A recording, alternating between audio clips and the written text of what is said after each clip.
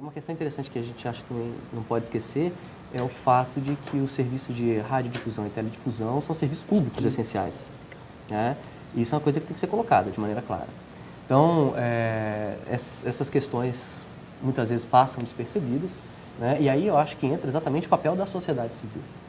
Eu sou sincero aqui na minha posição, eu tenho dúvidas se o Ministério da Justiça poderia simplesmente baixar uma portaria dizendo que está regulando o ECA, né, com base num pressuposto, numa previsão constitucional, né, e colocar isso como um ato de autoridade.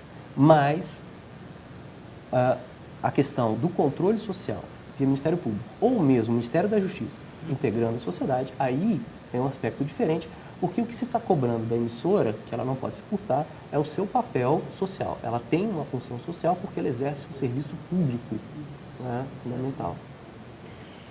No auditório, contamos com a participação de alunos do curso de jornalismo do UniCeub. Com a palavra, o auditório. Oi, meu nome é Ellen Ramos. Eu queria fazer uma pergunta para a professora Mônica, que é: quais são os critérios utilizados pelo Ministério da Justiça na hora de classificar a programação? Os critérios são 2, quantidade e intensidade. E por 2 variáveis, sexo e a violência muito mais com atenção específica às questões das drogas. Então, no geral, esses são os 2 vetores, né, e os 2 tópicos com que você vai olhar e vai classificar as obras. Próxima pergunta. Oi, meu nome é Luíse e eu queria saber do Henrique se a classificação indicativa pode ser considerada inconstitucional. Bom,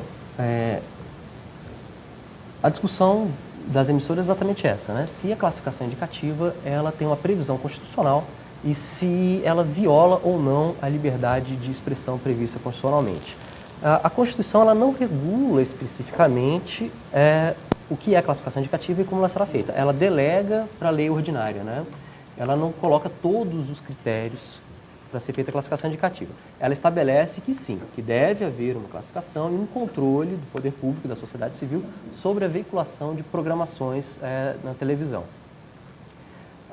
Então, nesse sentido, a classificação indicativa, por mais que ela esteja prevista, a maneira de se fazer, aí sim, pode-se discutir a sua constitucionalidade perfeitamente. Mônica, você quer fazer alguma observação? Eu queria retomar o que o Henrique colocou na pergunta anterior e fazendo a junção com essa pergunta agora, é de que a gente tem, enquanto sociedade brasileira, a impressão de que as emissoras de TV aberta ou as emissoras de TV paga, que são essas por assinatura, são todas privadas, né? Ou seja, elas têm dono, né? E aí fica parecendo que o dono da emissora, né, tem o poder de mercado sobre aquela emissora e faz lucro. E o que eu acho que o Henrique trouxe para o debate, que eu acho que a gente tem que disseminar isso por toda a juventude brasileira, para a gente poder ter senso crítico do que nós estamos fazendo, é de que o espectro por onde circulam as ondas que geram as imagens dentro de uma televisão é bem da União. Se é bem da União, a União faz uma concessão pública para que aquela TV esteja no ar. Então, a TV do senhor Roberto Marinho, do senhor Silvio Santos, a TV do Bispo Macedo, não são TV dessas pessoas. São TVs públicas, ou seja, é bem público, é bem da União. E essas pessoas receberam uma concessão, tem a renovação dessa concessão, e elas precisam seguir aspectos fundamentais.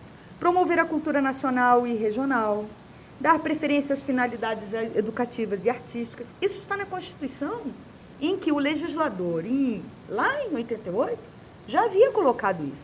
E diz lá, respeitar os valores éticos e sociais da pessoa e da família, e assim sucessivamente. Então, assim, o ponto que o Henrique trouxe, que eu acho que é de fundamental importância, é de que, como nossa sociedade foi criada, do ponto de vista audiovisual, que é essa, na nossa área de comunicação, nós discutimos muito isso. A nossa sociedade foi criada e ela é uma sociedade audiovisual, levando em consideração que nós temos sérios problemas de analfabetismo funcional e analfabetismo mesmo. Agora, cada um de vocês dois terá 30 segundos para fazer as considerações finais. Henrique, por favor. Bom, eu acho que já falei tudo que eu podia falar aqui.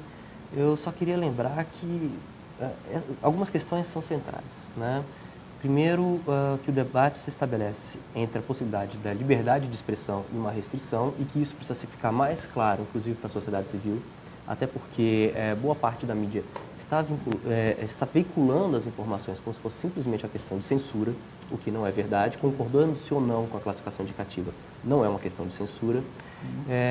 A questão que é importante, que é essa necessidade da participação cidadã no controle da programação, e que esse hábito ele facilita muito o papel do Estado e o papel da própria liberdade de expressão da imprensa, no sentido de que a imprensa ela sabe o que esperar do seu público e ela sabe o que vai ser aceito ou não do público. Então, uma sociedade civil que não se mobiliza, que não tem capacidade de formar uma consciência crítica, ela vai estar sujeita exatamente a esse jogo de interesses. Obrigada, Henrique. Sua vez, Mônica.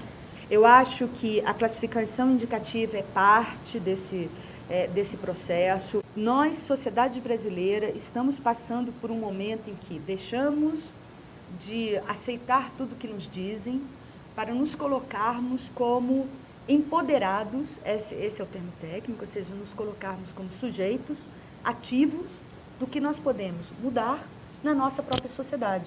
Agradecemos as participações dos debatedores, do auditório e do público pelo e-mail.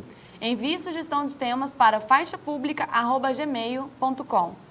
O tema do próximo Faixa Pública é a influência da TV em doenças como a anorexia. Acompanhe a programação da Digital TV Web no blog digitaltvweb.blogspot.com. Tchau! Até logo!